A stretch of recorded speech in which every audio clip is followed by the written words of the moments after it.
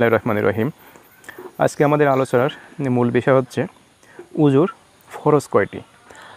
আমরা হয়তো বা জীবন দশায় নামাজ পড়েই যাচ্ছি, কিন্তু উজুতে যে কয়টা ফরজ সেটা হয়তো আমরা জানি না বা আদৌ জানার চেষ্টা করি না।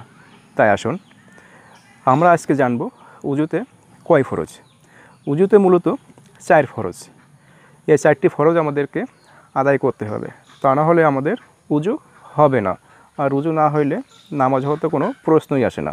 তাই আসুন আমরা জেনে নিই উজুর 4 ফরজ।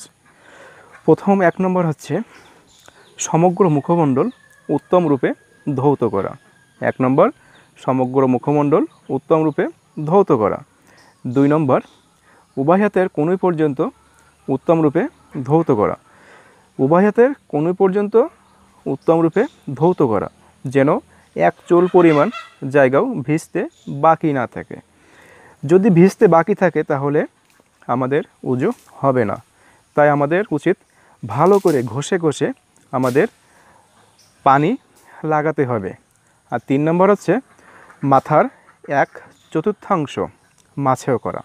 আমি আবারও বলছি, 3 নম্বর মাথার 1/4 মাছেও করা।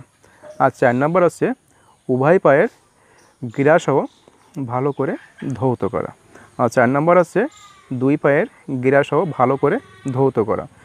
আমাদের খেয়াল রাখতে হবে যেন আমাদের শরীরের কোনো অংশ ভিজতে বাকি না থাকে।